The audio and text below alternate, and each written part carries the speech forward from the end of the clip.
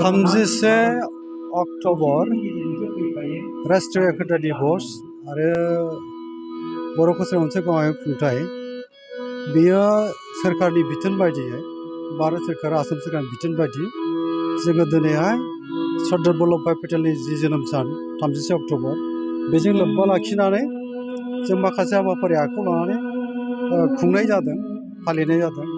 जोङो फुङावहाय हाबाफारि बायदियै जोङो रान फर इउनिटि बे हाबाफारिखौ जोङो मावफुंदों फुंनि 6 बाजियावहाय।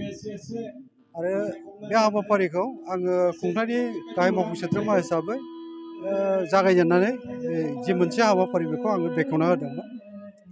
बे हाबाफारि जोबखांनायनि उनावहाय जोङो जोंनि बर' कसारि मोनसे गावारि खुंथायनि लेङाइ मासिगिरि सृजन बसुमतारिनि दारैहाय बिफां गायनाय हाबाफारि दंमोन। बिफां गायनाय हाबाफारिखौ जों मावफुंनाय जादों। बेनि उनावहाय जोङो फरायसाफोरनि मोनसे रनसाय लिरनाय आयदा, बे रनसाय लिरनाय हाबाफारि बेखौबो जोङो मावफुंनाय जादों।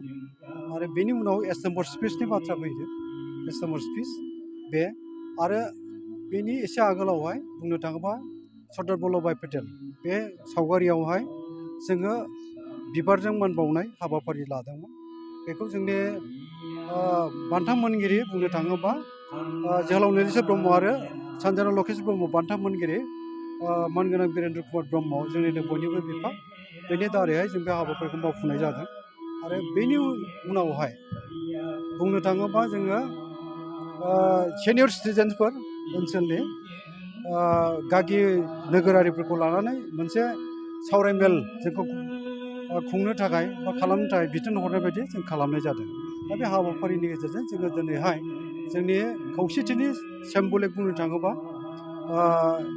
सरदार बल्लभ भाई पेटेल जाय गेदेमा सुबुङा भारत उदांस्रि सोमावसारनायाव गोबांथार बिहोमा होलांदों आरो बिथाङानो भारतनि फिसा फिसा रायजो बै समावहाय रायजो खुंनाय फिसा फिसा रायजोफोरखौ ज' खालामनो गोबां खामानि मावलांदों, बिहोमा होलांदों।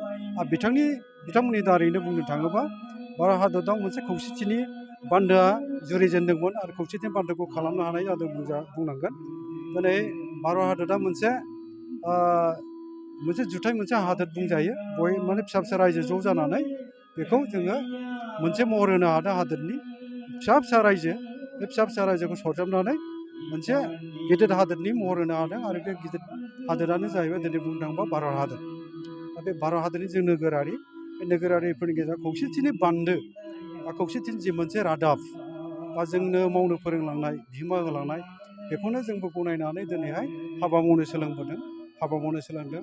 हादोरनो माबा मोनसे जोंबो होनो हायो नामा, गावखौ बावसोमनानै हादोर अनफावरि मोनसे सानस्रिखौ बिथा खालामनानै जोंबो माबा मोनसे हादोरनि नोगोरारिफोरनो माबा मोनसे होलांनो हायो नामा, बे साननायखौ लानानै जोंबो खामानि मावनो सोलोंदों, मावगासिनो दं, नाजालांबाय थागोन। गुबुन गुबुन समाव बिटिआरनि बायजोआव थानाय बिकेडब्लिउसिनि जे सिङाव थानाय फरायसाफोरखौ लानानै मोनसे बाथ्रा सिखांबाय थादों जे गोजौ थाखोनि साख्रि थिसननायनि थाखाय कचिं होनाय, बिनि सायाव नोंथाङा दिनै मा फोरमायगोन? बेयो जोङो साननाय दंखायो, साननाय दङबाबो जोङो मावनो हाथ'वाखै, बेखौ जों सैथोखौ सिमान लानांगोन। सरकारनिफ्राय मोननाय राङा जोंना दा बे सामलायथ'नाय मोनसे खुंथाय हिसाबै जों मोजोमसेल' मोनो, 13 कौटि 50 लाख रांल' जों मोनो।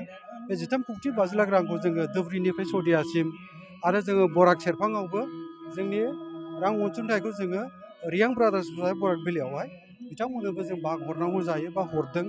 बावहाय जों साननाय दङबाबो जोंनि फरायसाफोरनि इयुनखौ गोजों खालामनो थाखाय जे हाबाफारि लानांगौ बेवहाय जों हाथ'वाखै, जों नाजासिगोन आरो जों साननाय दङ। आरो जोंनि गेजेरावबो गोजौ थाखोनि बिबानगिरिफोर जोनोम जानांगोन। सरदार बल्लभ भाई पेटेलमोन बायदि गेदेमा सुबुंनि जोनोमा जोंनि गेजेरावबो जाफैथों इयुनाव, बे मिजिंजों जोङो हाबा मावलांनो नाजागोन। सुपार 50नि सायाव बिटिआरजों सावरायनानै बिकेडब्लिउसिनिफ्राय सोसनहरनायनि जोङो बेखौ रायलायगोन। बिटिआरनि मानगोनां गाहाय बिथां प्रमद बर' बिथांजों जों सावरायनानै आरो फरायसा आफादजों रायलायनानै जोङो खौसेथि बर' सोद्रोमा आफाद, जोंनि बर' कसारि अनसाय गावारि खुंथाय जयै जों सावरायनानै माबा मोनसे मोजां थांखि लानानै जोंनि बिटिसिनि बायजोनि, बिटिआरनि बायजोनि फरायसाफोरखौबो, मोजां फरायसाफोरखौबो जोङो बे रोखोम सुपार 50आव बाहागो लाफाहोनो हायो नामा, बेखौ जों रायलायनो नाजागोन। এটি বিশেষ বিজ্ঞাপন বাজাজ বাইক ক্ৰয় কৰিব বিচৰা ইচ্ছুক গ্ৰাহকসকলৰ বাবে এটা ভাল খবৰ। কোকৰাঝাৰ চহৰত থকা ডাউহাৰু অটো এজেন্সিয়ে festival loan and exchange offer দি আছে। গ্ৰাহকসকলে আগতীয়াকৈ কম পৰিমাণৰ টকা দি নিজৰ পছন্দৰ দুচকীয়া বাহন ক্ৰয় কৰিব পাৰিব। বাজাজ কোম্পানীৰ সকলো ধৰণৰ মডেল পোৱা যাব। পালচাৰ, চিটি, প্লাটিনা, এভেঞ্জাৰ, ডমিনাৰ আৰু নতুনকৈ লঞ্চ হোৱা বাজাজ মডেলৰ পালচাৰ N150 খনো পোৱা যাব। ডাউহাৰু অটো এজেন্সিয়ে গ্ৰাহকসকলৰ বাবে RC ইঞ্চুৰেঞ্চ আদিকে সাঙুৰি 9,999 নিম্নতম পৰিমাণৰ টকা দি দুচকীয়া বাহন ল'ব পাৰিব। কোকৰাঝাৰ চহৰত থকা ডাউহাৰু অটো এজেন্সিৰ লগত শ্বৰুম কাৰিগাঁও ফেষ্টিভ আউটলেট আৰু দতমা ফেষ্টিভ আউটলেট আৰু ভটগাঁও ফেষ্টিভ আউটলেট ব্ৰাঞ্চ শ্বৰুমত আহি আপোনাৰ পছন্দৰ বাজাজ বাইক ল'ব পাৰিব।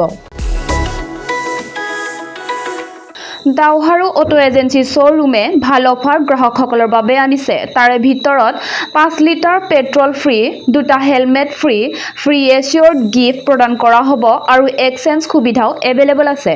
অধিক জানিবৰ বাবে 6000399187 আৰু 8822018193 যোগাযোগ কৰক।